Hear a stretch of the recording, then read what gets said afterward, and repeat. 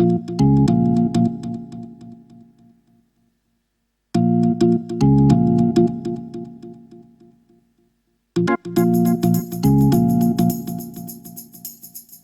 evening.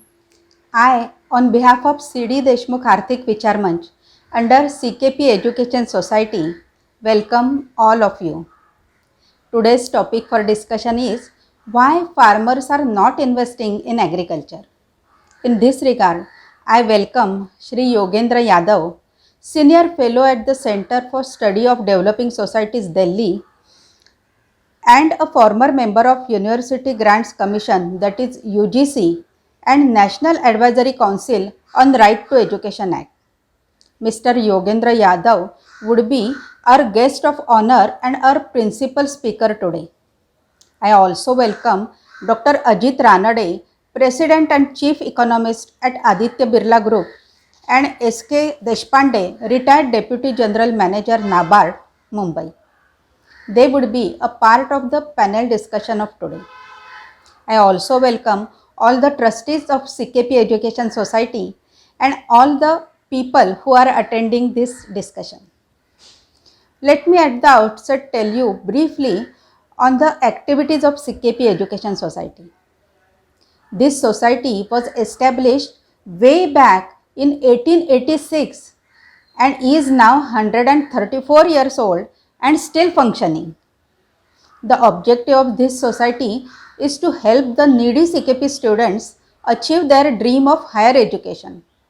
For the society, the definition of education is not confined to school and university education, but also extends to activities of art, sport, drama, and the like. Interest-free loans are extended to students for higher education in India and also for traveling abroad for higher studies. The repayment of such loans can be done even after the higher education is complete. This does not impose undue burden on the student during his studies. Assistance in the form of books, scholarships, etc. is given to needy students. There are even extended loans to buy books. Loans and other forms of encouragement is given to those doing research projects or for those publishing research papers, books written by them. Financial help is also given to those doing government approved computer courses like MSCIT. Recognition is given to outstanding students also. I would specially like to mention here about the regular event on 14th January. In 2009, CKP Education Society has started Shri Deshmukh Arthik Vichar Manch, a financial forum in the loving memory of Padma Vibhushan Shri Deshmukh. You all know he was our first finance minister, a man of great intelligence and who was always proud of being a CKP. Every year on 14th January, the birth anniversary of Shri Deshmukh, a discussion is arranged on the current financial or ongoing burning topics. For this, eminent speakers are invited whose thoughts benefit not only the CKP Education Society but also the public attendees. The idea is to educate the next generation from the thoughts and experience of such eminent personalities. Continuing this tradition, this year, the CKP Education Society has selected the topic why farmers are not investing in agriculture, for which we have invited Shri Yogendra Yadav as the principal speaker and other panelists. I now hand over the conduct of further proceedings of this discussion to the Secretary of CKP Education Society, Shri Ajit. Thank you. Hello friends, this is Ajit. I am Secretary of CKP Education Society. I welcome you all to this 14th lecture in this series of lectures in commemoration of Shri Deshmukh, who was our first finance minister. The purpose behind this series was to educate urban middle class about economic problems which are in India. We started about 14 years back The first lecture in this series was on meltdown, economic meltdown. Subsequently, we took various other subjects such as sticky loans in banks, water problems, consumer movement in India. Later on, we did change our style or the purpose of this thing, and what we started working on was, do we have ecosystem supporting growth in India? The first such lecture was about PKT, where we tried to define the problem, where we said that we realized that disparities in urban areas in India are increasing. Later, the other lectures in that series was that, are we really supporting, is our society supporting innovations and technology development? That was the first lecture. Second lecture in that series was, are Indian industrialists, why Indian industrialists are not investing in India?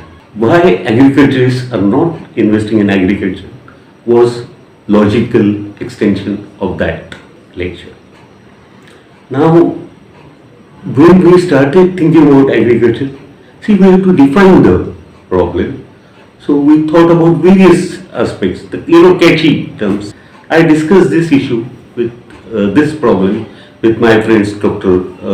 Aditya, Shri Bhandari, SK Deshpande and other friends, and we were trying to define the problem. What we realized was that for growth, what we feel is that people should be investing in their business, their activity, then only the growth would really take place, and there would be equitable distribution of growth, equitable distribution of gains of the growth. So what we thought was that, let us define the problem in this way, that why farmers are not investing in agriculture. When we decided about this issue, we had to start thinking about who is the right person to deliver lecture on this. The first person we thought, we started defining our requirement. The first thing was that, first of all, he should be a good academic one. Then, see, ours is a very big country, and what we have is, this problem is multi-dimensional problem, and ours is a huge nation where agrarian realities differ from place to place. So what we thought was that a person whom we are selecting must have a good exposure to ground realities and various other different milieus. When we are considering selecting speaker for this, all of us thought that Shri Yogendra Yadav would be the right person. Yogendra, as all of you know, is a good physiologist, but besides that, he is a very good academician. He is a senior fellow at Center for Study, and he is an academician of repute. And the organization, the institute itself has an excellent rigor. The atmosphere in the institute is conducive to good academic research. Then, additionally, Yogendra Yadav was involved in studying the grassroots level problems in almost 15 districts of India. We thought this is a very good combination, and that is where we decided to select Shri Yogendra Yadav. Shri Yogendra Yadav, we admire your brilliance in academic as well as your commitment to knowledge. Because what we feel is that we know very little about agriculture and farmers, and a person who has worked at grassroots level and tried to understand problems at grassroots level would be in much better position to educate us about the problem, why farmers are not investing in agriculture. Additionally, what we thought was that we must have somebody who would contribute about a macro level economic problem and international economy. So we thought about Dr. Ranade. Dr. Ranade graduated from IIT Mumbai. Then he went to IIM Ahmedabad, where he completed PGDM in management. Subsequently, he went to Brown University, USA to complete his doctoral work.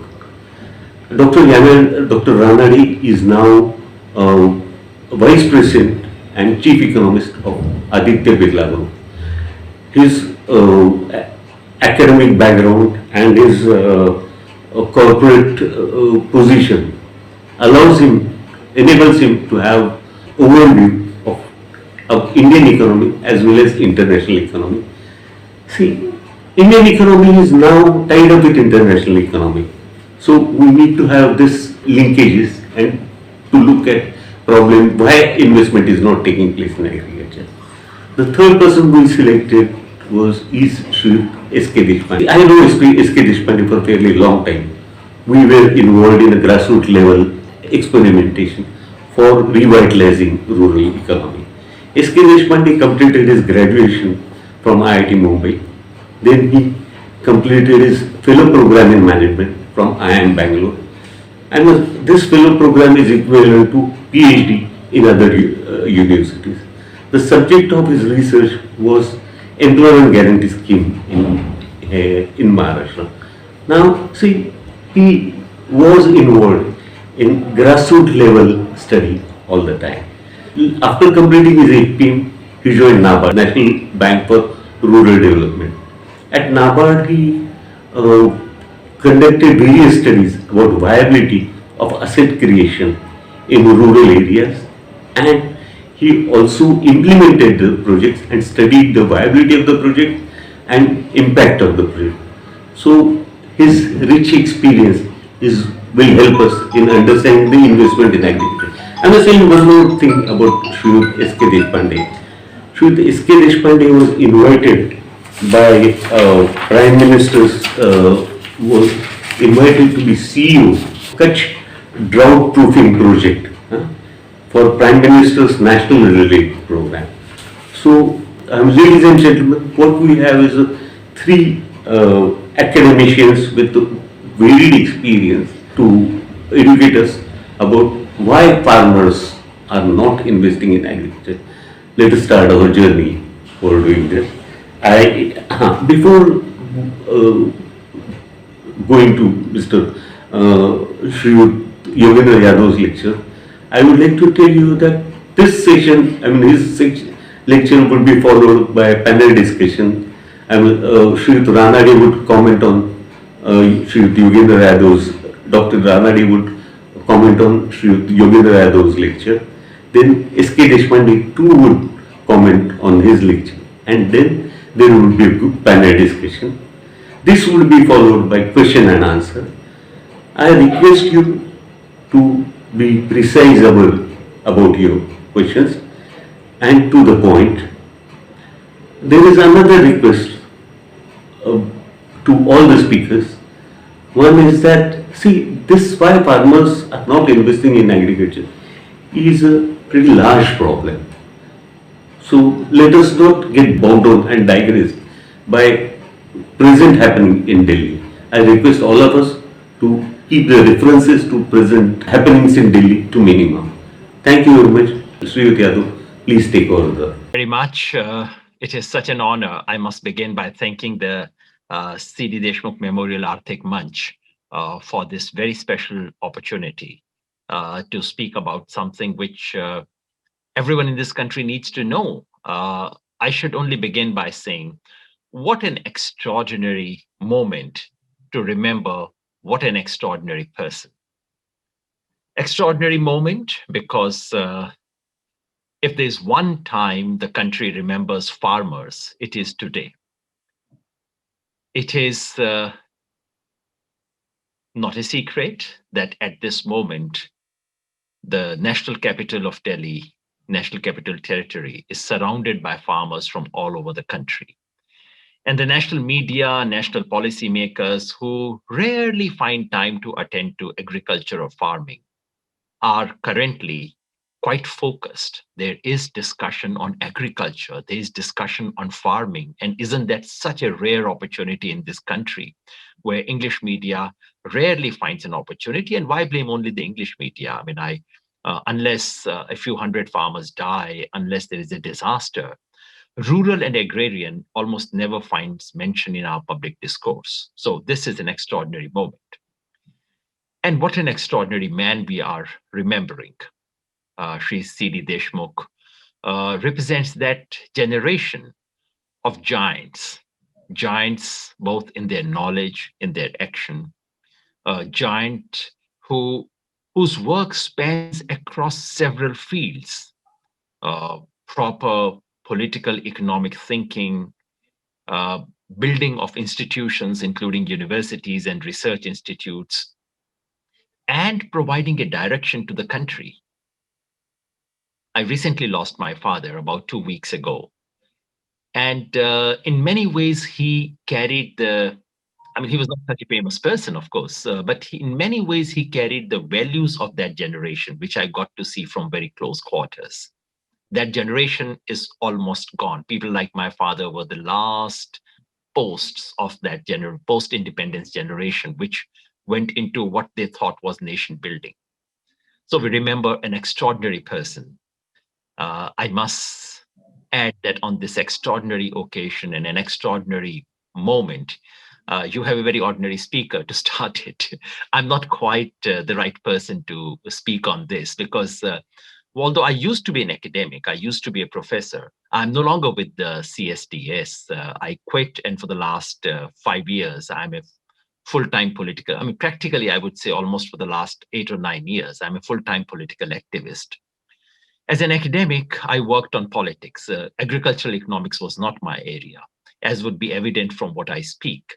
So, what I say is largely gathered from my impressions of traveling in rural India over the last 5 or 6 years, from 2015. Uh, 80% of my energy has been spent on thinking about agriculture, has been spent in traveling to rural areas. So I draw upon that experience and share with you some of my broad impressions. And I'm sure the two speakers who follow me in the panel discussion are evidently far more knowledgeable about economics than I am, would do much greater justice to the subject. I should also begin by apologizing that because I'm involved in the farmers' movement, we had an emergency meeting with our lawyers to discuss something that's coming up in the Supreme Court. And as a matter of fact, I'm doing this talk from the junior chamber of the of the lawyer for whose consultation I'm here. So after I make my remarks, I will have to apologize and leave. So I beg your forgiveness and make the broad remarks that I want to right in the beginning. The topic is, why do farmers not invest in agriculture? Now, that's a pretty highly technical subject. An economist would have much better things to say than I have. But if I go for a broader interpretation of what this subject is, the word invest is also used in English for a slightly different purpose. You would say, why are the farmers not so invested in agriculture? That's a question worth asking, because travel across the country, ask any farmer, would you like your son to be a farmer? Would you like your daughter to get married to a farmer? Would you like your to be a farmer? Well, mostly the answer is not quite. I don't meet very many farmers who think so. So the lack of investment in agriculture is quite evident at that deeper way. Why is that the case? एक minute Like to think आता मी दिसतो ह्याच्यात तो कोणाला दिसत असेल agriculture. सगळ्यांना नाही विचारतोय सगळ्यांना सगळ्यांना सगळ्यांना Farmers don't invest in agriculture because agriculture faces it's an oversimplified way of putting it, but I would like to just draw your attention to 3 E's. There is an economic crisis, there is an ecological crisis, and there is an existential crisis.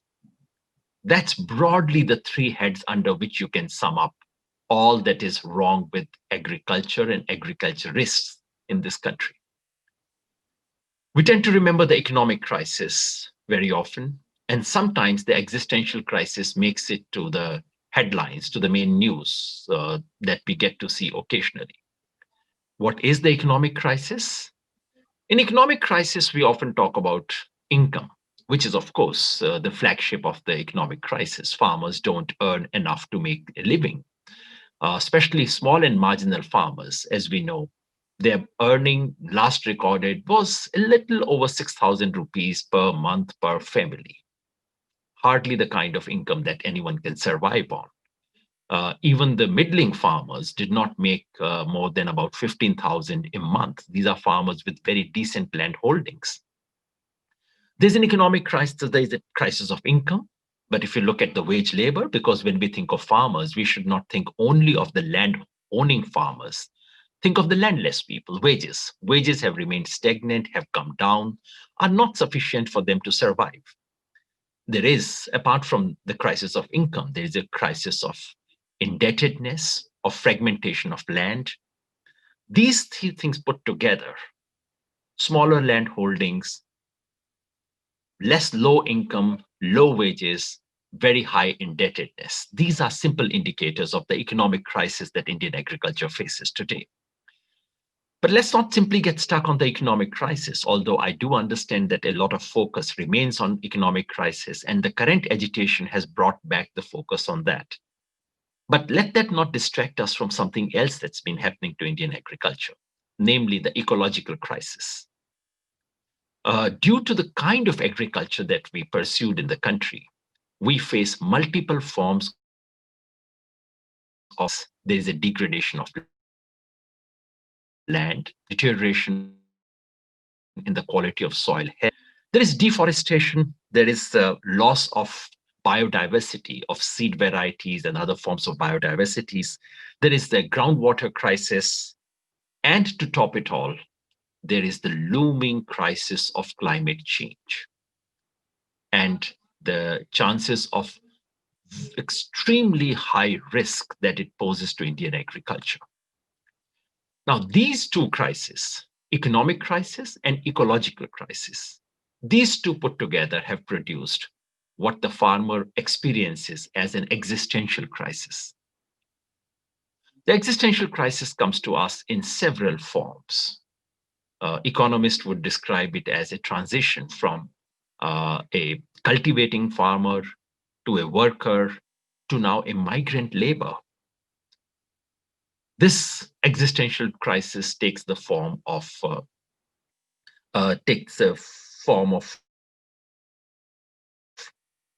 agrarianization of rural India. Agriculture is smaller and smaller component of rural India now.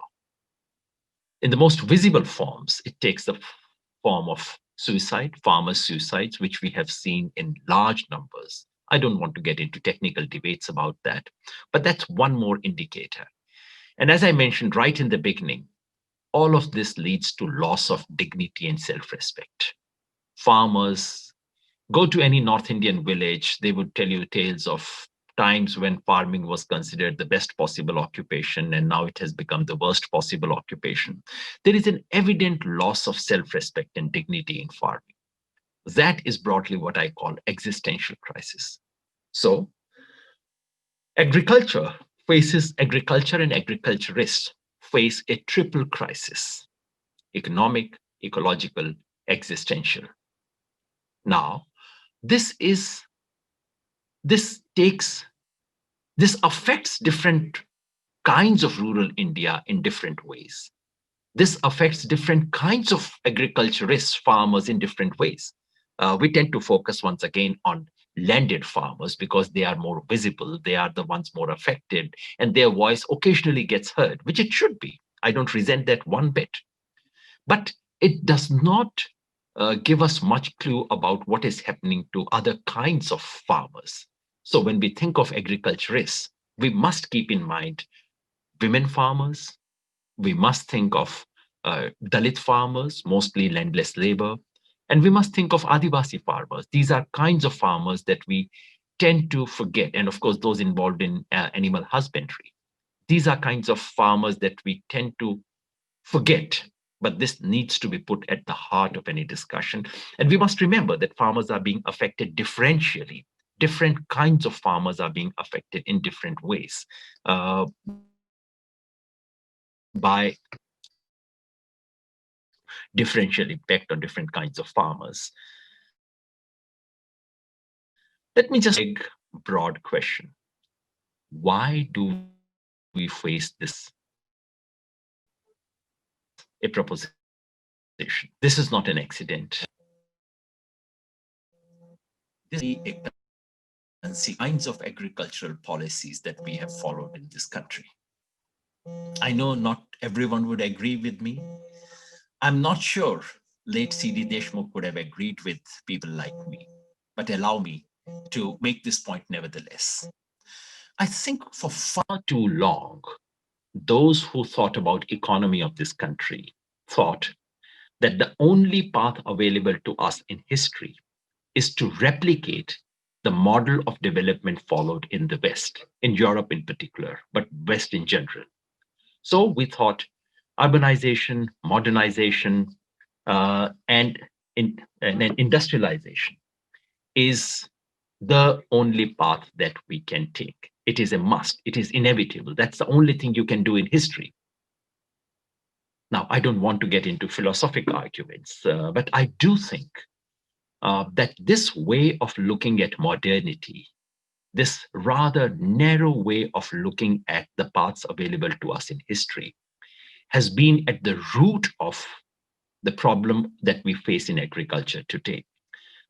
Just to put it very bluntly, this way of looking at history and our choices made us think that rural India is a dustbin, that farmers represent the past. Now, it's an extraordinary thing, and it's only ideology that can make you look through someone who exists in front of your eyes. Farmers exist in front of our eyes. They are our present. But this way of thinking about our present, past, and future makes us think of farmers as if they are history, as if they are past. Farming and agriculture becomes a dustbin of history in our imagination. To my mind, this is what lies at the heart of our failure. This dominant approach made us think of agriculture merely as a source of extraction. As we got into monoculture, as we got into selective focus, and as we thought this is a sector which is bound to shrink, and this is a sector which possibly cannot be our future. Now, I know this would disturb many, and this is not a thought that everyone would agree with me. And I'm afraid today is not the time when we can debate it at length. One day I would wish to. This prevents us from thinking about rural and agriculture as our future. That's a problem. What do we need? Again, in very broad strokes, I would say what we need is a rethinking, a philosophic rethinking that enables us to think of the rural as possible and critical component of our future. That does not mean that the entire rural India does only agriculture. As many of you better informed than I am on history would know, Indian rural areas, Indian villages were never only agriculture. And of course, 50% of the population of India cannot be sustained merely on agriculture. But we need to take rural areas more seriously, agriculture more seriously, and to think of that as a critical component of the future of India.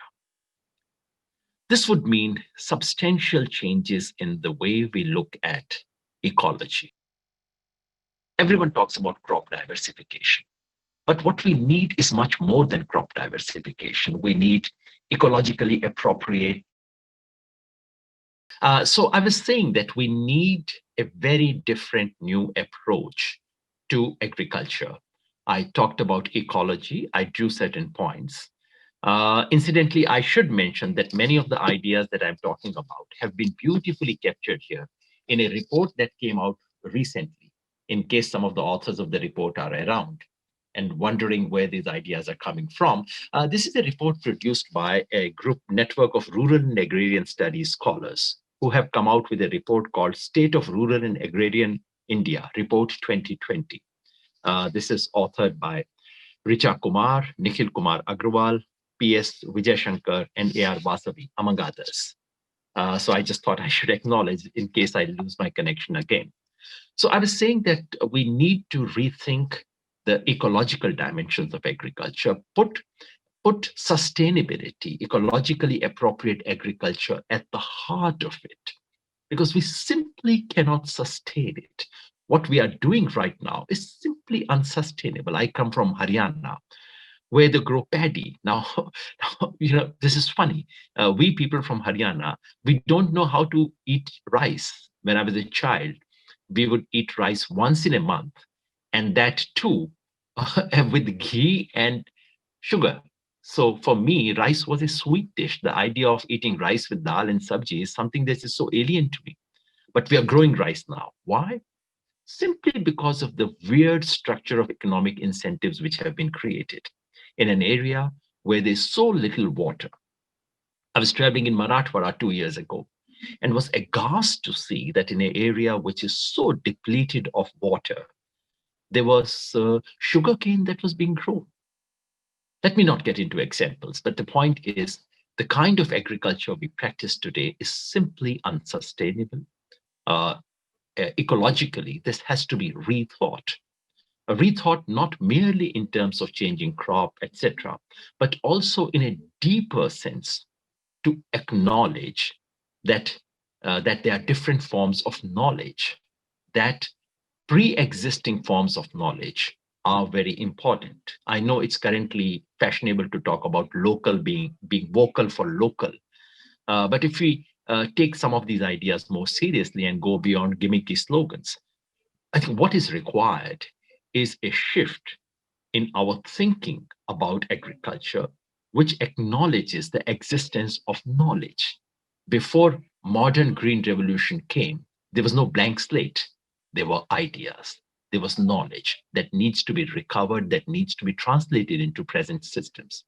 We also need a change in policy thinking, the locus of policy thinking, which is so centralized now, which needs to be completely decentered.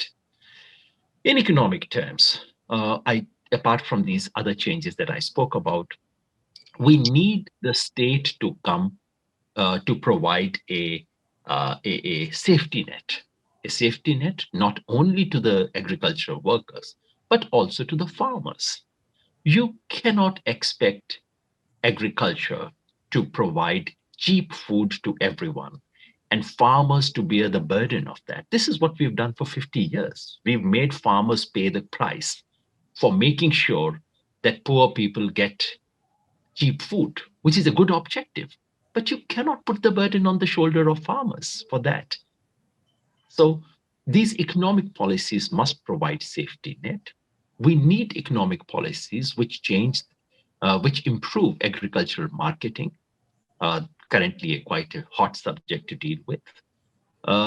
So we need fundamental reorientation of ecological and economic thinking in our agriculture. It would be wrong on my part to conclude without making any reference to the controversy that surrounds the country today. Everyone says so everyone agrees that we need reforms in agriculture. And the government jumps on it and says, of course, everyone acknowledges that we need reforms in agriculture. Here are reforms. Why don't you accept it? So something needs to be done. Here is something. Let's do it. That's the kind of logic that seems to operate right now. It must be recognized that the changes that are being brought, that are sought to be brought about through these three laws, these are not changes. These are not the kind of reforms this country needed. I would make bold and say, these are not reforms. These are deforms. The three laws that are sought to be are not laws which ground the interest of the agriculturists.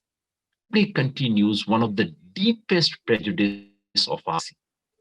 We think about agriculture without putting agriculturists at the center of it.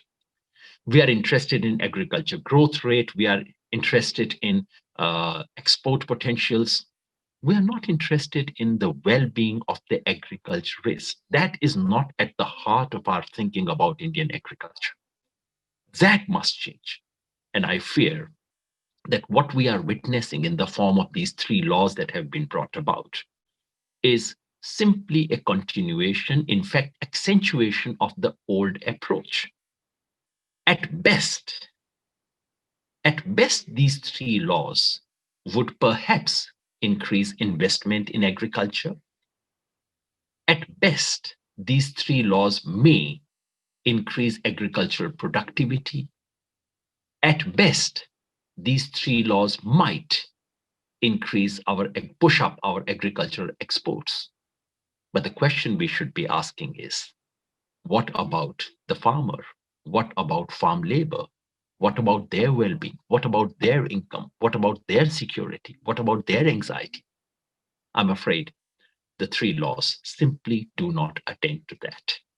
So while I acknowledge that the protest that we are witnessing has come from a certain kinds of farmers in certain regions, but please remember, every protest, every movement in society and the world always comes from certain sections, from those who see relative deprivation, those who have seen better times and now looking at worse times. They are always the one to lead any revolution or movement in the world. So instead of getting into details of these three laws and why we are struggling for their repeal, because this is not the forum to argue for those things, let me just end on a positive note by saying that what looks like a great crisis, what looks like a great confrontation, what looks like a deadlock, today is the 50th day of farmers who are surrounding the National Capital Territory out there in cold. And I can tell you, I've experienced quite a bit of that myself. Maybe you can hear that in my voice itself. But this moment is not merely a moment of anxiety. This is not merely a moment of deadlock, not merely stalemate.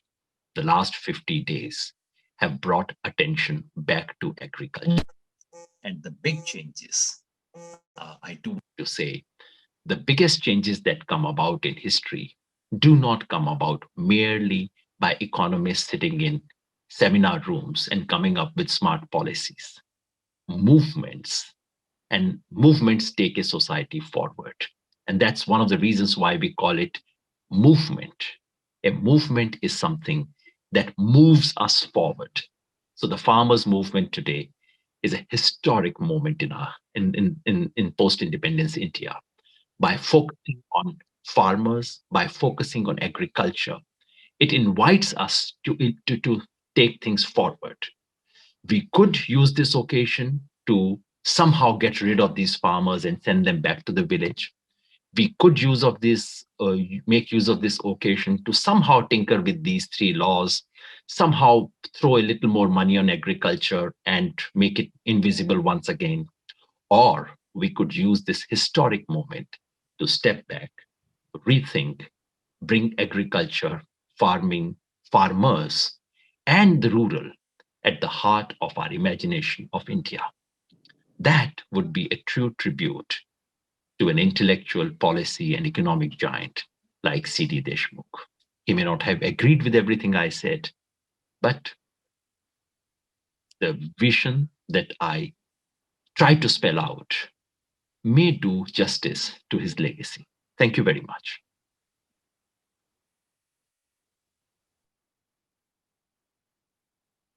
Hi, are we open for questions?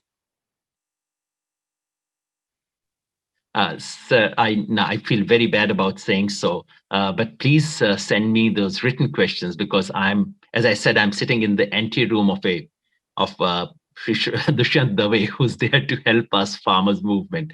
We have something coming up in the Supreme Court the day after tomorrow. My sincere apologies. But I'm sure you have two persons who are far more qualified than I am to answer those questions. My sincere apologies. Yogendra ji, first of all, condolences on your bereavement. And thank you for a very nice broad perspective on the topic that we are discussing. As we progress, I hope with the questions and some of the answers, we will shed more light on this. But please accept our condolences. Thank you. Thank you. And please accept my apologies for not being able to stay for the entire thing. I would have loved to. And next time when I'm coming to Pune, I would wish to spend more time. Thank you. Thanks a lot. Yeah, thank you very much. Shall I invite Dr. Ranade to comment on the this subject? Yeah, thank you, Ajit. And thank you for inviting me today to at this CD Deshmukh Arthik Vichar Manch. And we are also celebrating the, I would say, 125th birth anniversary of CD Deshmukh, Chintamani Deshmukh. I think it is 125th anniversary today. Ajit, can you hear me? Yes, I can hear you. So thank you for inviting me, and I'm very happy to be part of this actually birthday celebration, which happens to be exactly on 14th of January. I also wish all the participants here happy Makar Sankranti and various other festivals around the country, Pongal, Lori, Bihu. I just want to, since we are here on the occasion of Mr. Deshmukh's birthday, I thought I should mention a few things which at least to me are remarkable about his life. They're all very publicly well-known facts. And Mr. Yogendra Yadav said some very nice things about him. But I just want to sort of mention for the benefit of the audience some such things that struck me. Number one is that I don't think Mr. Deshmukh was an economist by training. I think his education, he had a degree in natural sciences. And most importantly, he got a medal in Cambridge University, where he got the tripos in natural sciences. He got a medal in botany. So if you want to find a connection with agriculture and farmers, I thought the fact that he had a gold medal or some special award from Cambridge University in botany is something worth remembering. Secondly, what perhaps is not so well known is he served on the board of both IMF and the World Bank for 10 years. So we know that he was Finance Minister of India he presented 6 budgets, I think, 6 years. But he also was on the board of both World Bank and IMF for 10 years. And interestingly, as we know, he was representing India in the Bretton Woods conference, which led to the creation of these two institutions. One of the most prominent presence in that conference, the Bretton Woods, was of course John Maynard Keynes, who was one of the probably the most well-known and probably one of the greatest economists of the 20th century. So Mr. Keynes, when he saw Deshmukh, he was so impressed by the grace and dignity and his knowledge and scholarly sort of interventions that he recommended Mr. Deshmukh to be the founding managing director of IMF. And of course, it was turned down because the Western powers did not want a person. In 1944, remember, this is before independence. Sorry, Ajit, I'm going to take just a few minutes because I thought on the occasion of Deshmukh's birthday, we should remember these interesting tidbits. I also want to mention that since we had Yogendra Yadav speak, and he's part of the farmers' agitation, and a lot of the people who are writing about this, especially from the perspective of the farmers. And earlier today, I attended another meeting about how to get out of the economic crisis caused by the pandemic and so on. It's important to speak up, if I can say. Sometimes in these times, we need to speak up and even at times, what I say, what is called speaking truth to power. Sometimes it sounds harsh, but we need to speak up to the authorities. So Mr. Deshmukh, in his career, actually had the boldness and courage to speak up or resign 3 times that I'm aware of. He resigned 3 times.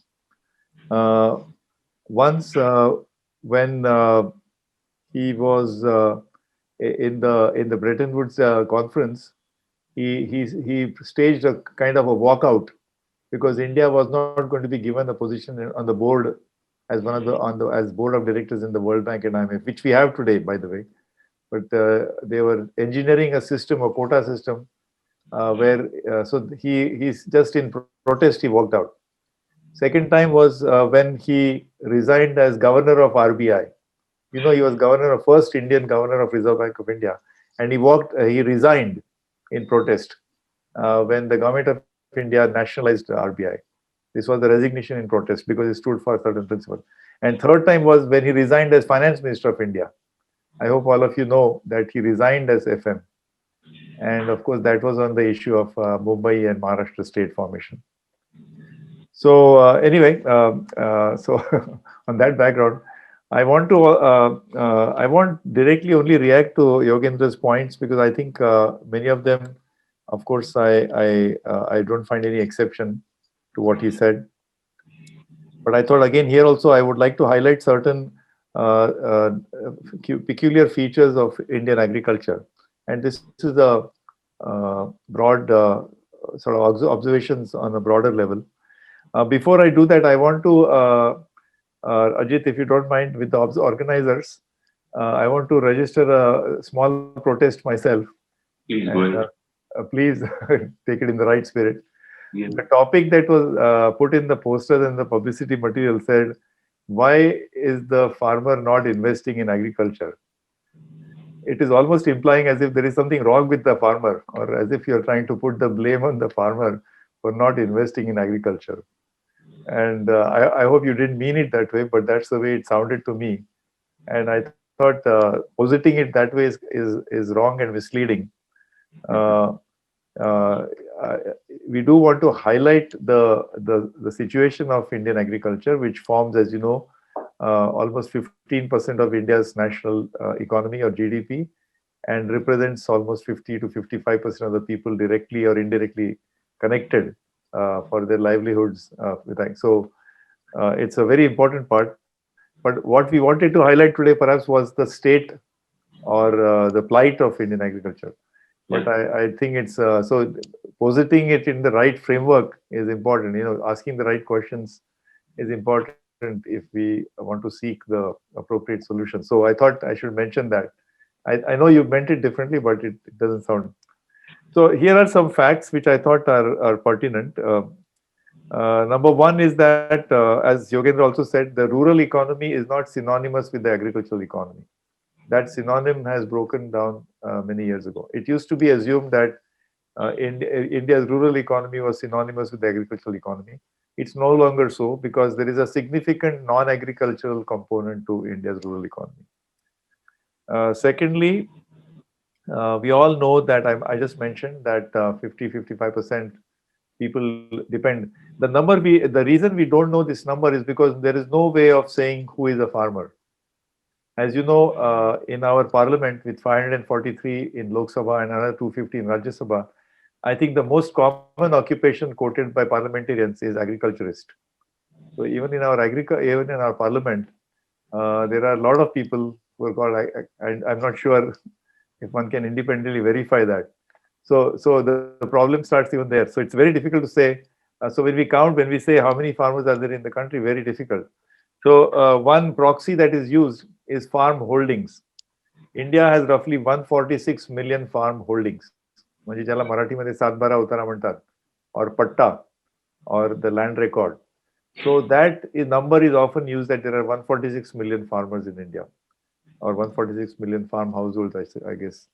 But this is a very fluid number. Out of that, it's important to note that probably only 50, so the actual farming activity, agricultural cultivation is done only by around 50%.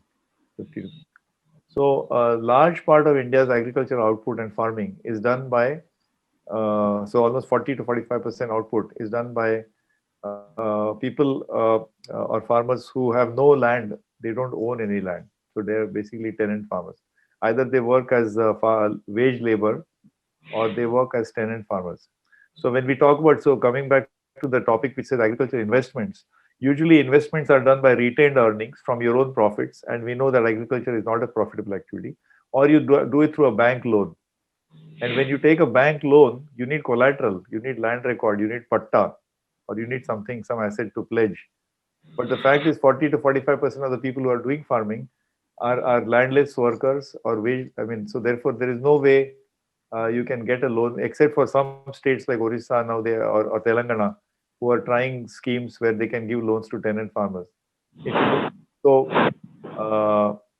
that does not show up in farm loans. That does not show in those loan waivers. These are farmers who have no land. That's important to remember that very big part of farming is done by tenant farmers in India today. Another big fact I want to mention is that the milk economy is bigger than the food grain economy. Just milk, one product, represents 20% of agricultural output. Few years ago, it overtook. So the combined value of food grains in India, wheat, rice, and so on, and pulses, is less than the aggregate value of milk.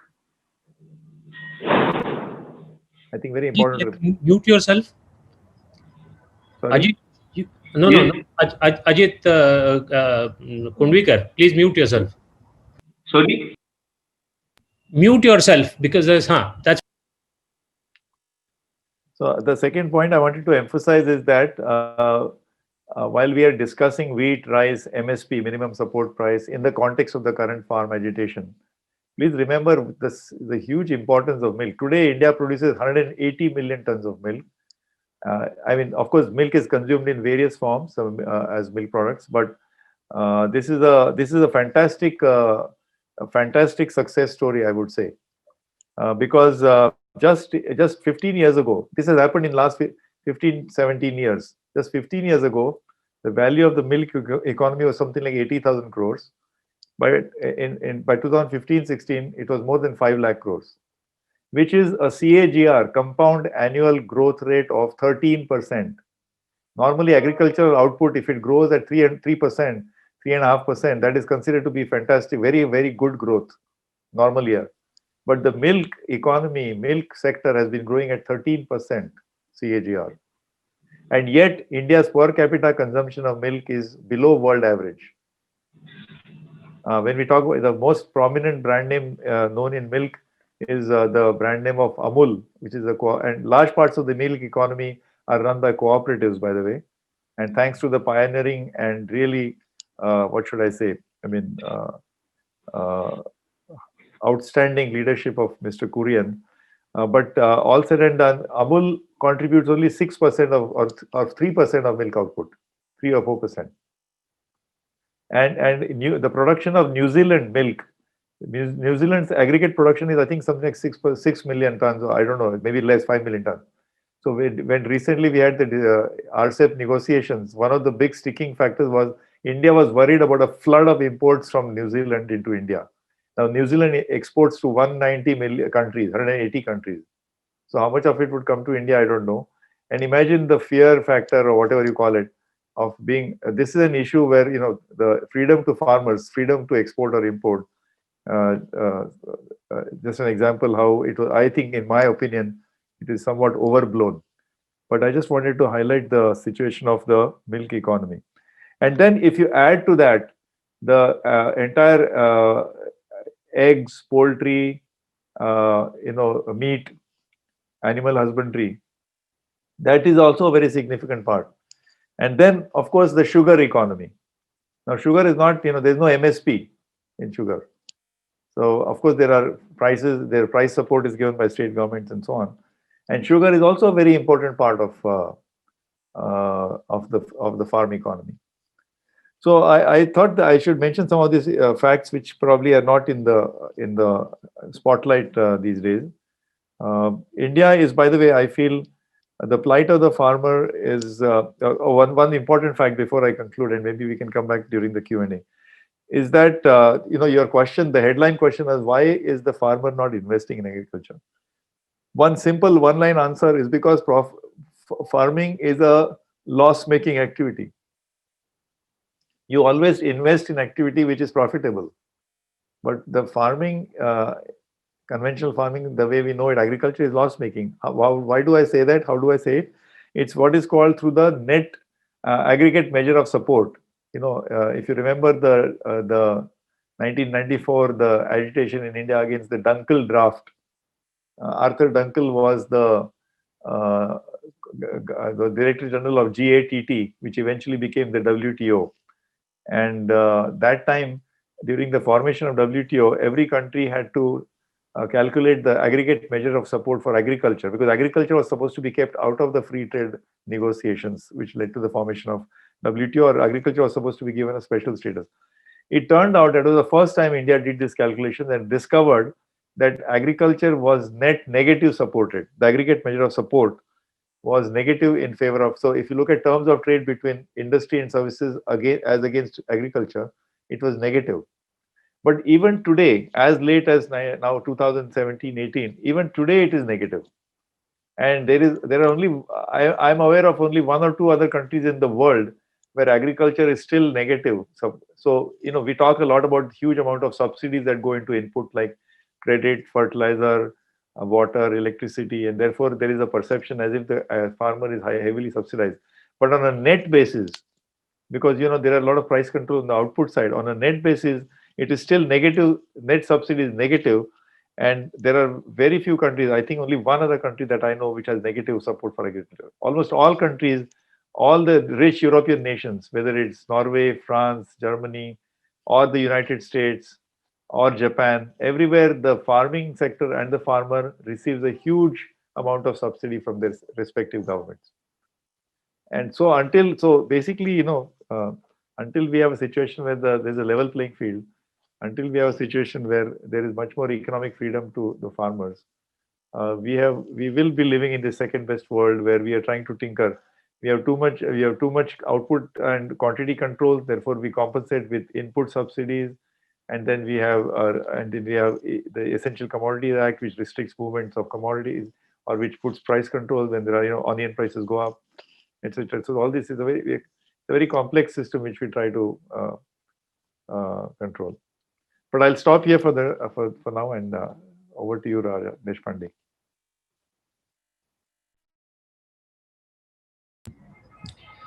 Yeah, thank you, Dr. Ranade. I'm used to calling you Ajit, but there are two Ajit on this forum, so Dr. Ranade will do, I hope. Yeah, good that you brought up the issue of the growth in milk production, growth in poultry, and the positive aspects of what has been happening.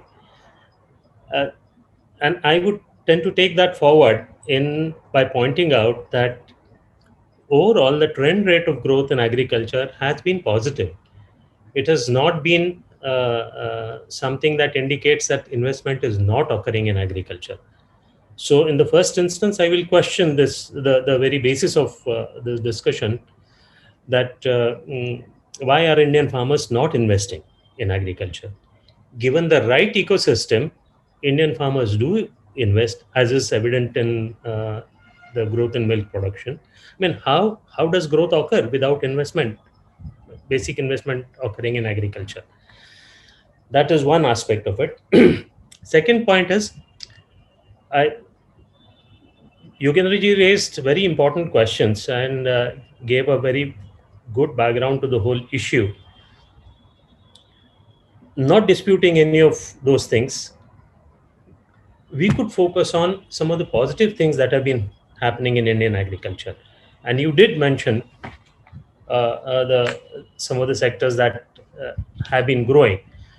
And it's basic economics that as incomes grow across the country, consumption of food grains will go down and consumption of some of the other value added items like dairy and horticulture will go up. And that is what we are witnessing. So we're moving in the right direction. Point is whether our policies are supporting this to happen in a fashion that will prevent that what he mentioned was the economic, ecological, and existential crisis that Indian agriculture is facing. Just to mention some of the growth rates, in the 1980s, agriculture grew at around 4%, in the 90s at around 3.5%, in the first decade of this millennium at about 2%. In the pandemic, COVID period, agriculture was perhaps the only redeeming feature of economic growth, and it grew at 4%. So, in many ways, agriculture has shown its resilience and has been growing.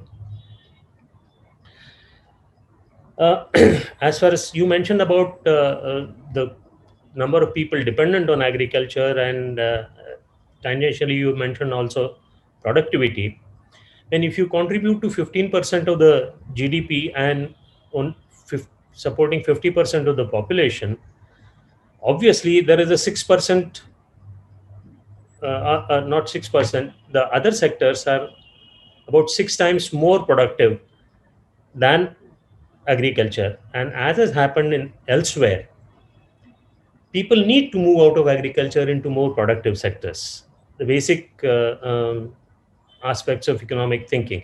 This goes slightly contrary to what Yogendra ji mentioned, saying that we need to look at agriculture and give it some prominence. And he says, like, the paradigm shift wherein we have always thought that progress was urban and industrialization. But that unfortunately is the case. I mean, you could have a more ecologically sustainable agriculture, ecologically more sustainable industry also.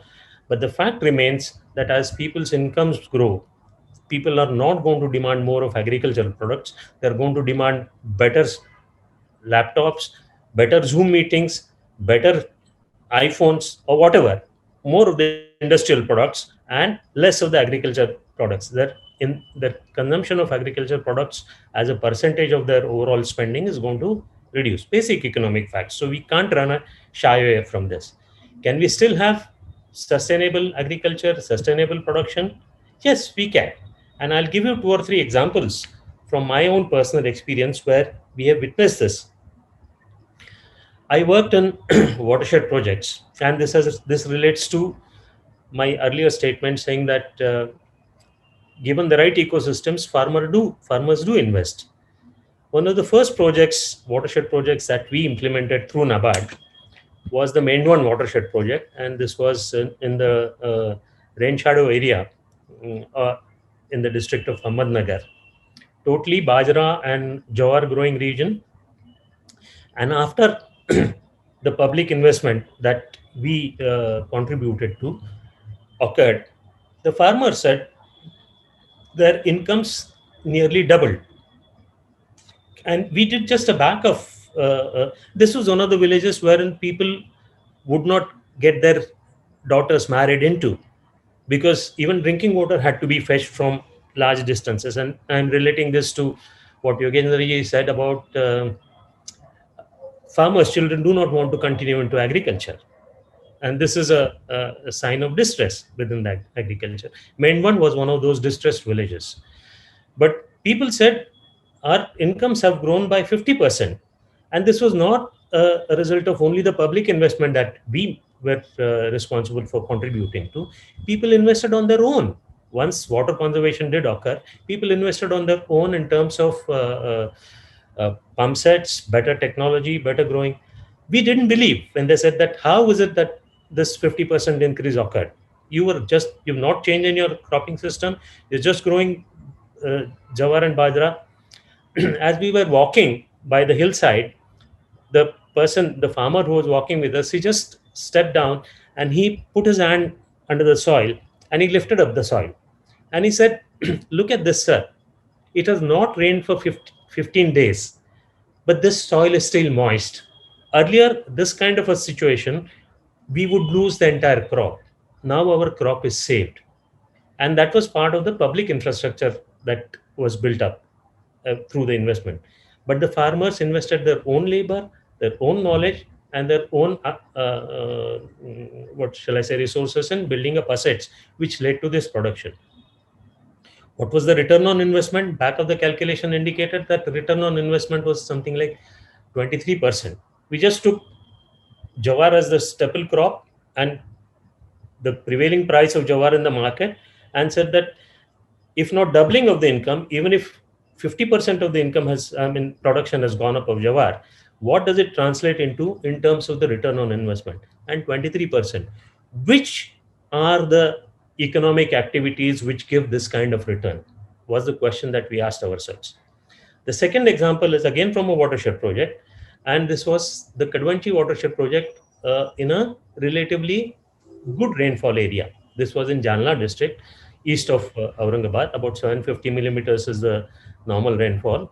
And the investment in watershed development was of the order of 1.5 crores. The production before the watershed development occurred was of the order of 50 lakhs. And after this, people wholesale shifted to growing more of horticulture crops, grapes, pomegranate, and some other horticulture crops. And the incomes went up to nearly 4 crores. When from 50 lakhs to 4 crores on a public investment on 1.5 crores did not happen just because the farmers did not invest it. It was not a result of only the public investment. The public investment was only in building the right kind of infrastructure, the right kind of ecosystem, and giving the right discipline to the farmers. And the farmers did invest. So the Indian farmer does invest, provided there is a proper direction, the conditions are appropriate, and there is enough public investment that is happening. The third example I'm going to cite is again from a relatively backward region. This is tribals. Yogendra ji mentioned about women farmers, landless laborers, and within that, tribal farmers also. And this is a project which the BIF Development Research Foundation started by Manibhai Desai. We were partnering with them. And they invested in tree-based farming systems. The tribals were used to working on orchards, but they used to migrate. They wouldn't invest on their own. So there was this public investment that came in through with collaboration with NABARD. and each tribal farmer was on 1 acre of his own land started cultivating agri system, horticulture plants, forestry plants, and within the horticulture plants, the agriculture was continued. The results were remarkable. The farmers started investing. The region, this was a border area of Maharashtra and Gujarat, mostly in Gujarat. And this was known for mango cultivation in that region. With the tribal farmers taking to this tree-based farming systems, this region came to be known as a supplier of mango grafts, quality mango grafts. And there are tribal students who, by just producing mango grafts, have completed their education in the medicine discipline. There is a tribal student over there, tribal doctor over there, who's an MD in medicine, and he's practicing in the same area. So the farmers do invest given the right kind of ecological systems. Same area, north of Bombay, taking advantage of the Bombay market. Some of them have been growing jasmine, and in a cooperative effort, they've been selling jasmine flowers in the Bombay market, making a huge profit. Now, what is the ecosystem that has come in? BIF has provided the know-how. BIF has organized these farmers into some kind of self-help groups or cooperatives, like in the Amul cooperative, and they're pooling the jasmine flowers and getting them to the Bombay. So in niche markets, where there is opportunity, where there is a chance of earning a decent return, farmers do invest. The fourth example I'm going to give is from an ecologically not so, what shall I say, it's not an ecologically good example. I grow sugarcane, and in my village, there are 3 or 4 farmers who have invested more than 1 crore of rupees in a sugarcane harvesting machine. They saw an opportunity. Earlier, sugarcane was being harvested by farmers, by migrant labor who would come from the drought-prone regions of Maharashtra, and they will camp over here. But as labor started becoming scarce for various reasons, people started getting difficulties in terms of cutting their sugarcane crop. So sugarcane harvesting systems costing more than 1 crore, 3 or 4 farmers together have come together and they have invested. So there are such umpteen numbers of cases wherein given the right ecosystem, farmers do invest. Another example is orchards around urban and peri-urban areas. If you go around Bangalore, you will see a lot of orchards where fruit crops are being grown, where horticulture crops are being grown, and farmers are taking advantage of the Bangalore market. So when does this investment occur? First thing is there an opportunity? Second thing is, are human resources available? Are farmers capable of taking hold of this opportunity and investing? Is there technology available? There are some simple things which I would say does not require a large amount of investment. Like in dry farming areas, my experience from watershed projects, wherein a simple change in cropping systems, such as most often farmers tend to till their land along the slope of the land. A simple aspect as tilling across the slope of the land. It does not require an iota of investment. It just requires investment here and in the thinking of the farmer. And if the farmer makes this change, there is a tremendous improvement in productivity. What does this require? This just requires some extension effort, non-monetary inputs for farming. And again, this is part of the ecosystem.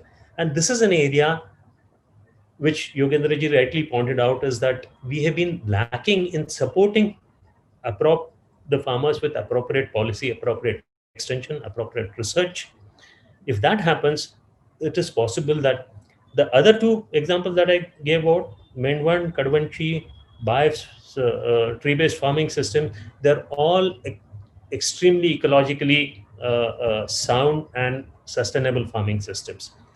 So if you look at some of these, I mean, this is not something that I will say is something that is transforming Indian agriculture in a great way, but there are pointers in terms of how some of these things can lead to sustainable farming systems and sustainable agriculture.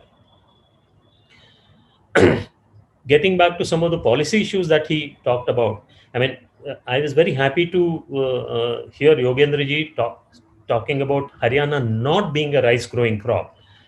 I mean, traditionally a rice growing area, and still pointing out that the emphasis on growing paddy in that region has led to an ecological disaster in terms of groundwater. So these are some of the policies, and he's supporting the farmers in terms of whatever repealing of these 3 farm laws. And it was very, what shall I say, revealing that the leaders like Yogendra ji are not in support of some of the things for which the factors have been, the farmers from these areas have been criticized, like uh, getting subsidies for free electricity, drawing down of the groundwater depletion. But these are policy issues that need to be addressed, and they lead to a lot of distortion in the agricultural policies. Sugarcane, which I do grow, and I'm, what shall I say, guilty of contributing to the ecological crisis in that sense, is a water guzzling crop. And as he said, in Marathwada, people growing sugarcane, or in my village, which receive just 12 to 14% of 14 inches of rainfall. Fortunately, it is close to the Krishna River. But we have faced a situation 2 years back where all the wells in the village ran dry, and still people did not stop growing a crop like sugarcane. Why does it happen? Because electricity is free. There is no restriction on drawing groundwater. And some of these policies that need to be addressed if we need to move towards a ecologically sustainable agriculture. We also need to think in terms of what will take some of the people dependent on agriculture over to more productive jobs in the industrial and services sector. I stop here, and maybe we can discuss a few things as during the question and answer session.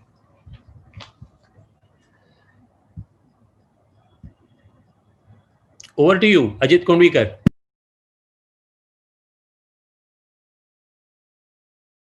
You need to unmute. Yeah. Dr. Ranade, would you like to say something about what Raja has said? Because there's negative subsidy on one hand, then there is wrongly given subsidy on the other hand, and that is creating crop diversion. So there is some paradoxical situation here. No, I think broadly, my observations were more at the aggregate level, and Raja has very nicely illustrated the investment opportunities. So essentially, when you have the right economic situation, that is, as I said, farmers take risk. By the way, I'm not saying there is an automatic profitability. It is like any other venture. In fact, one of the most risk-taking activity in the country is agriculture. Quite right. Quite right.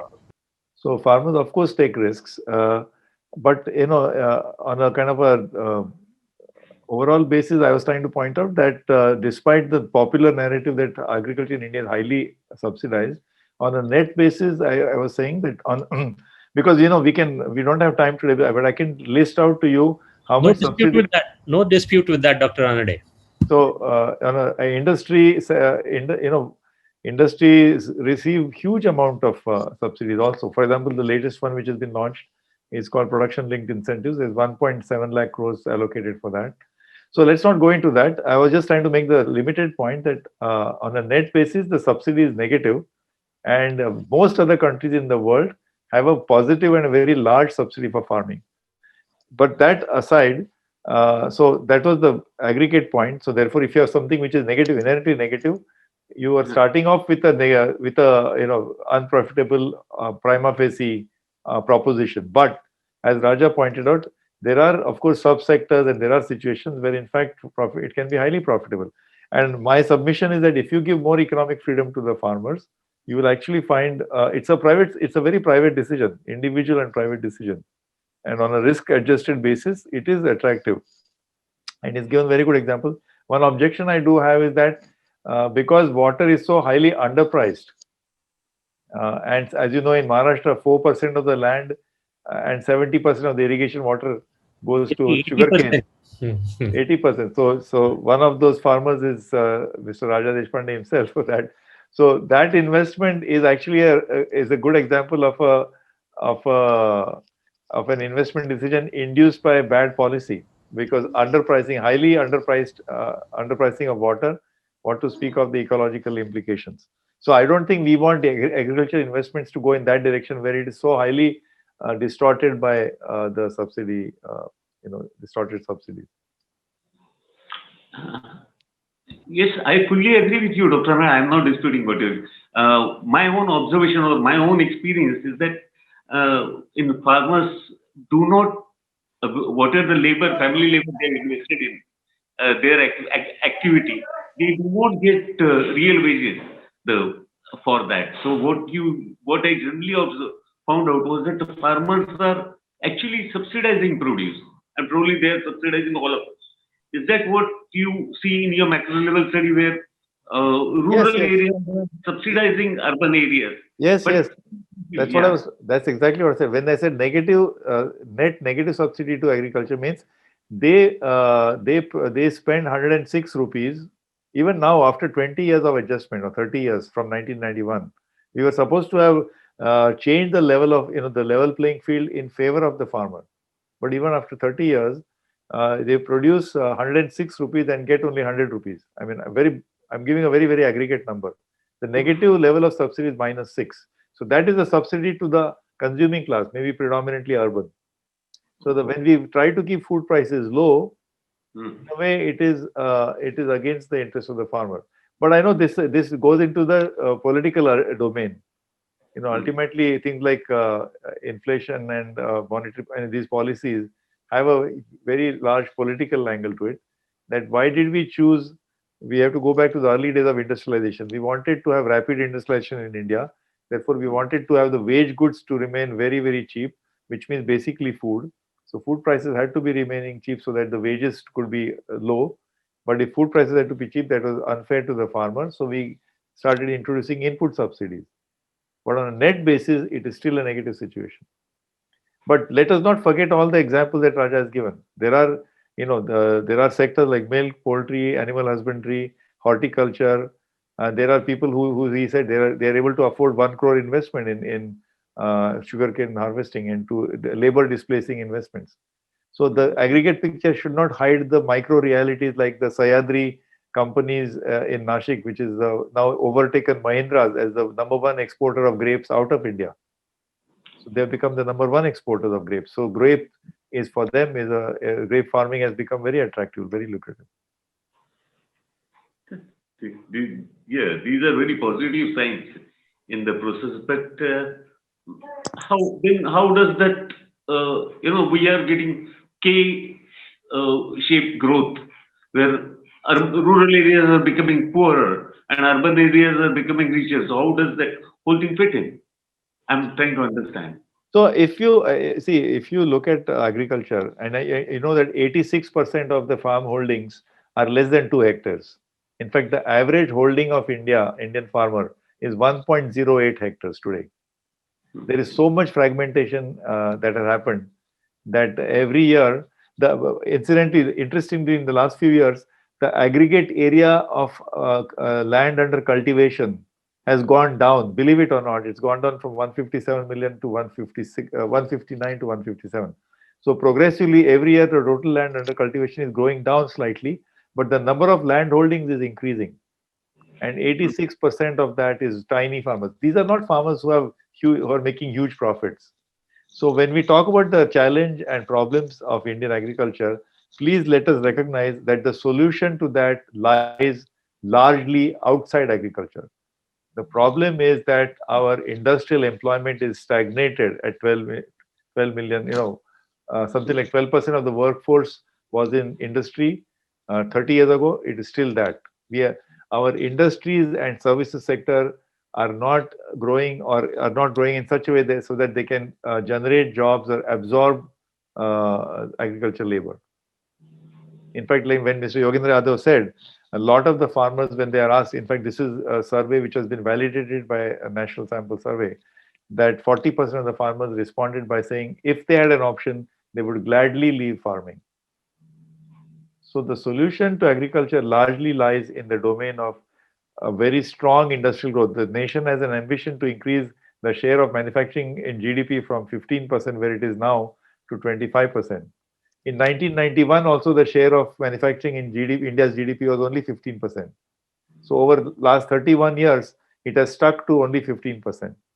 Whereas in countries like East Asia, Malaysia, Korea, Taiwan, Thailand, all of them have increased their share of manufacturing as part of GDP to progressively higher and higher, 20, 25, 30%. China, of course. So if you want to increase, a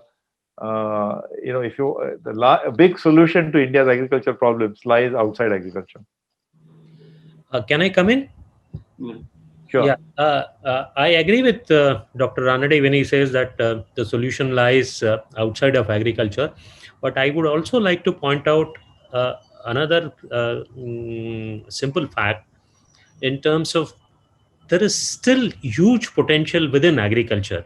If you look at productivity of Indian agriculture and compare it with world productivity, there is a great scope for us to catch up, and so that agriculture itself can grow with the right kind of inputs. If you look at productivity across different states and across different farms within the same state also, there is a great difference. And so getting to do much better scientific and technologically sound agriculture itself can pay a whole lot of dividends. And this is not disputing the fact that population and labor force needs to move out of agriculture and into services and industrial sectors. No, I have no doubt that we have huge amount of productivity increase that can happen with proper scientific techniques. And I remember once going on a trip with Raja Deshpande, I don't know if he remembers, many, many years ago, where he showed some simple techniques of water along the contours of a hillock, gravity, exploiting gravity. And that it was like a simple scientific know-how that led to the watershed development that contributed to that. But my point is, if the national income, only 15% of the national income goes to 50% of the population, that means the remaining half is capturing 85% of the income. So the higher income earning wages or higher income generating activities outside, this is where people should be going. And this is where we have seen repeatedly the first East Asian miracle, the Chinese miracle, the Western economies. I'm not saying that 50% of the population in agriculture should go down to 3%, but surely it should go down from 50% to 40% or 30%. Agreed. But I don't deny that there is huge amount of upside also in agriculture itself. Is this process sustainable? That is the question. I think there are some other people who also want to ask questions, but that agriculture subsidizing urban area and disparities increasing, and still we are expecting growth in the process. Isn't that disparity itself restricting growth? That is the question. But Dr. Ranade, you being a macroeconomist, I would like to ask this question. But there are some other people who want to ask questions. Let's go ahead with them. Can I come in? Yeah. Yes, Mr. Can I come in? Yes. Can I come in? Yeah. Please. Yes. As Mr. Raja Deshpande said, the science and technology is very important. If you look at the things after the green revolution by Swaminathan, the fertilizers, so many we have put in. After that, no sustainable or there is no new introduction has come into it. For example, simple example, you look at the onions. If you look at the onion, if you can store onions without deterioration for 18 months, it becomes a really economical thing, because then you don't have to sell as it comes at 5 rupees and 2 rupees and all that. If you can store, you can command the price. And it also happens that in sugar also, we are nowhere near Brazil, in spite of all that, in the sugar productivity or the efficiencies and other things. So there is a need for scientific and the technological inputs also. Period. Anybody else who wants to say something about Dr. Nadkarni, Dr. Shri Bhandari? Would you like to ask some questions? May I ask a question? Yeah. Ajit, Shri here. Yeah, Shri, please go ahead. Okay. See, so far as the MSPs here are concerned, as also price of milk. MSP typically I am taking wheat and rice, and price of milk. All three are higher than the international prices. Okay, so essentially it is somewhere there is inefficiency in our pricing system for which the consumers have to pay. And part of the solution everyone knows is the productivity problem. Okay, also the land holding problem. I think the demand of the farmers for repeal of Act, when they are they're taking out crops which require a lot of water guzzling, because they don't have to pay for it. They insist on growing only wheat and rice in Punjab because they get the MSP, and government is forced to buy it irrespective of the requirement of the country. And this is leading to a lot of inefficiency, and there is no demand for things which are needed. For instance, if the land holding is low, how to increase the average land holding, how to reskill people who needed employment, how to manage migration to from rural areas to urban areas, which is bound to happen as we progress. So I would like to know from Raja and Ajit what they would conceive of as a solution to the agrarian crisis. Shall I go first, Raja? Yeah, go ahead. No, I mean, I just now said, right, there is no one-line answer or 2 lines or even 10 lines or 100 lines answer. But I thought one big principle I'd like to present to this audience, that a big part of the puzzle, a big part of the solution will lie outside agriculture. We have to recognize that, for example, did you know that export growth in India for the last 6 years has been zero? Export of manufactured merchandise.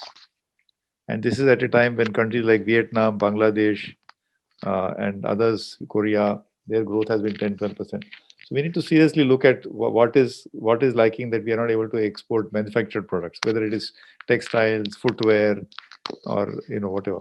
Second thing is about agrarian crisis is I mean there are input policies, output policies, state level policies. So agriculture is a state subject. India is an incredibly diverse country. Agroclimatic divisions, Raja, is like 15 officially, but if you subdivide it, it's more than 100. And we have one nation, one policy, one MSP. Where maybe you should have MSP for tea in Assam, for jawar and bajra in Maharashtra, for coconut in Kerala, and you should just not have any MSP for wheat and rice in parts in Haryana and Punjab. So it needs highly customization. Meaning, you have to let agriculture policies be primarily driven by state level initiatives, and then the center should of course be supportive. But we have, we mix up. I'll give you an example. One MSP policy supports three objectives: the PDS system, public distribution, the ration system, ration shops. Instrument, but three objectives. Number one objective is price stability. Number two objective is food security for the country. Number three objective is adequate income to the farmer. Now, basic economic principle says you can't pursue multiple objectives with single instrument. But this is a policy that we have lived with for so many years. So each of them are challenging situations. We need to have price stability in India, not just onion prices, but so we need to have an instrument that addresses price stability. Maybe forward markets. Developed countries have forward market mechanism. We need to have food security, of course. In Japan, other countries follow warehousing, so we need to have an independent warehousing policy. That's one of the components of these farm laws, to encourage the central government or state government simply don't have the fiscal resources to invest in warehousing. But today, the moment we allow private warehousing, we are worried that Mr. Adani or Mr. Ambani is going to dominate. So there's a lot of backlash against them. But where are we going to get warehousing, storage, increase the shelf life of perishables? And number three is adequate income to the farmer. So we should think about DBT, direct benefit transfer, to supplement direct cash transfers. We have PM Kisan, which has started, but we need to think creatively. So I think, the farming, it is, at least we are all agreeing that there is agrarian crisis. We are all agreeing that agriculture gets a raw deal. It is a negative. It is actually providing net subsidy to the rest of the economy. We are agreeing that hopefully that solution also lies in improving our state of industry and industrial growth. And I think we should have more decentralized responses to these challenges. Ajit Kodvikar, can I come in? Nadkarni here. So let Raja respond to the Mr. Rege's question. Okay. Just this simple instrument of MSP and procurement. I would like to just add a fact that when Chhattisgarh started procuring paddy, the productivity of paddy in Chhattisgarh went up significantly. So the instrument by itself is not too bad. How much and where the government needs to intervene is what needs to be decided. And it's not these kind of things need to change with time. Like as Shirish said, when farmers in Punjab and Haryana are producing wheat and paddy, which ultimately is not consumed by human beings but by rats, where 93 million tons are being stored in your FCI godowns, whereas the food security situation requires only something like 40 or 43 million tons to be stored. Obviously, that policy instrument has gone beyond its sell-by date, and we need to change with times. How we do that? By hand-holding all the parties who are likely to be affected, by giving them alternatives, is something that is part of the debate that needs to occur. Unfortunately, it has not occurred till now. Ajit Konvikar, can I come in? Yes, Avdut. Ajit, you are muted. You are saying something, but you are muted. Ajit, Here, I would like to make a say it. point. What see, even the general data which is available in the newspapers, which says that probably 94% of the farmers, they do not receive MSP at their farm gate. What it means is that probably the difference between the price paid to farmer at farm gate and MSP is sucked by somebody, is taken away by somebody else. Now, probably this is the problem, Shri, rather than MSP itself. Okay, that's one.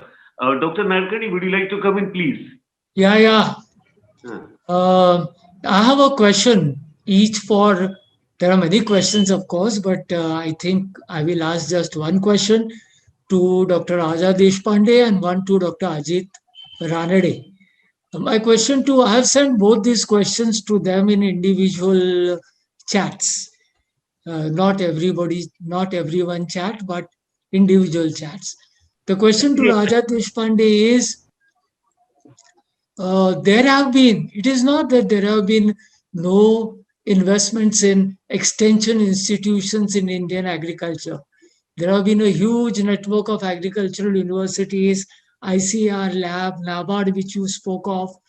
Why do you think that the simple solutions like you advocated have not yet been implemented efficiently?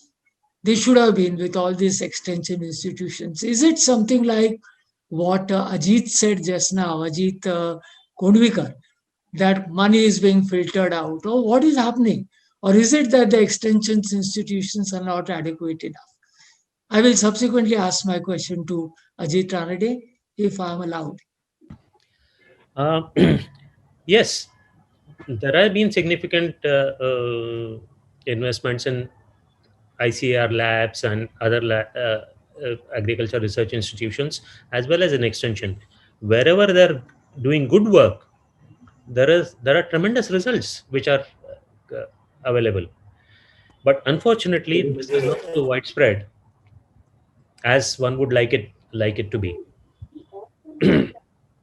Why doesn't some of these things happen? Uh,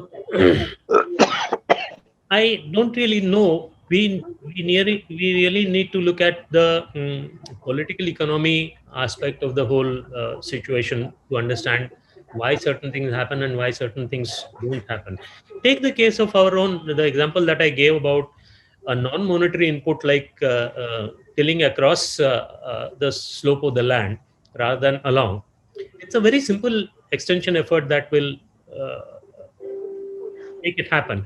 I have known of agriculture directors who have stood in farmers' fields and held on to the reins of the bullocks which are being plowed, saying that ye nahi hoga, you have to till across. And the same farmer had come and met us when we went for a visit, and he says, "Yes, other farmers don't believe that I grew 8 bags of arhar, tur dal, where only 50 kilograms used to grow on that sloping land, and that was only because of this kind of extension effort that the director took." But see, this required a very strong institutional framework, a strong leadership, and strong motivation on the part of who were running that kind of a program. This comes and this goes. It doesn't get sustained. Take the entire effort in watershed development. At one point of time, we would say that that is an alternative to the Narmada Dam also, like to large dams, because if you can catch rain where it falls, you don't require to invest money in large dams. But large dams are something that are so much more visible. They get you. They Somebody needs to mute, please. Anyway, so those are the kind of things that are visible. They are the ones which tend to get you votes, and then you get into the political economy aspect of the whole policy making effort. Anyway, Dr. Ranade, if you want to add anything. Yeah, Avadut, actually, I've read your question. So can I just read the question and answer? Is that okay, Avadut? Yeah. Okay. So it was a direct message to me. He referred to my other earlier intervention. So I won't read the entire thing, but basically he has asked me the inevitable question, which I was hoping to dodge and escape before this question came. So his question, the gist of his question is, uh, do you think that the agricultural laws, the three laws, the notorious three laws and the current controversy are a step in the right direction? And please specify some contours or reforms in that direction, or are the laws stuck in political kind of imbroglio? Right, Avadut, is that right? Can I answer that question? Sorry. Direction I'm referring to Yeah. is I thought you spoke about the need for price mechanism in agriculture. Yeah. And in answer to Shri Shrege's question, you explicitly said that. But generally, in your presentation, you did not speak about price mechanism being important. So, my question is this in the right direction of price mechanism? So I'll split it into two parts very quickly. So as far as the significance of price incentives, so as a diehard card-carrying economist, I always believe that prices matter, and price signals are important. Price incentives are important. I agree. So that, and certainly it's true for all the sectors which I mentioned: horticulture, milk, poultry. Maybe for basic food grains, but even there, I would say the elasticity, the responsiveness to prices may be not uniform across all sub-sectors within agriculture. Price signals matter, and any interference with price signals, you have to live with the repercussions or side effects which you have to separately offset. Now, the thing is that if as prices are volatile, then you need some kind of a safety net, and the safety net comes from what is called risk management. And usually in developed economies, you have the concept of a forward market. You can book, farmers can forward sell rice or wheat or soya or cotton. There are commodity exchanges where you can do forward sale, and you book that, and therefore that is not speculation. That is for risk management purpose. We don't have that. In the absence of a well-developed forward exchange market, we have the notion of minimum support price, which is like it is meant to be an insurance mechanism, not meant to be a generous political incentive. So that is as far as my response to price mechanism. You are asking me about the three laws. First of all, there are 2.5 laws. The third one is actually an amendment to ECA. So it's not a new law. In fact, if you ask most farmers, that at least my general impression is that farmers don't want this half-baked amendment to ECA. Either you want the entire ECA to go, or if it's going to remain, then don't have this hanging sword ki hum log kabhi bhi, we will intervene anytime. So something like that. But my broader response would be that it's a very false binary to ask somebody, are you for or against the farm laws? I think it's a false binary, because of course giving more economic freedom, having less shackles, giving more options to the farmer is a good thing. If you have an option to sell in the mandi or outside the mandi now, that's a good thing.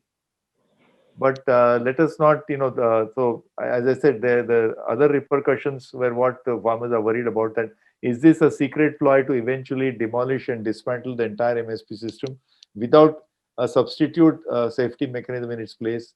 That was the fear. Secondly, private contracting, giving the choice of private contracting is good. But then if there's a contractual dispute, you can't go to court. You don't have judicial, you don't have a judicial option. That sounds little, that doesn't give you comfort. So, those are the aspects. It's not the general direction of giving more economic freedom, more choices is of course a good thing. But I think the devil is in the fine print. So, Ajit, can I request, because I'll need to go. I thought I should give you. Yeah, I think it's already. Yeah, I think I must thank Shri Yogendra Yadav, Dr. Ajit, Ranade, Shri Deshmukh Arthik Vichar Manch, all the viewers for this thing. for attending all this and sharing your knowledge with us. It was an eye opener, right? See, basically, Shri Yogendra Yadav, when he pointed out that we need to look at agriculture in a different way, that itself was an eye opener, because we are used to looking down upon agriculture. Okay, that's one. Then when Dr. Ranade told me that farmers are actually subsidizing all of us, and we look down upon them, which was, I think, which is very sorry, paradoxical and very sorry state. Only thing which comes to my mind is that how long it is sustainable, politically and economically. That is something which all of us have to think about. And Raja was SK Deshpande was very positive when he showed us that there are positive signs which can be direction in which one can go. I think overall it was quite an eye-opener for us, for me at least, and probably other people too. Thanks a lot. Thank you very much. Thank you, everybody. Thank you, Ajit. Thank you, Raja. Thanks very much. Thanks. Thanks, everybody. Thank you. Yeah.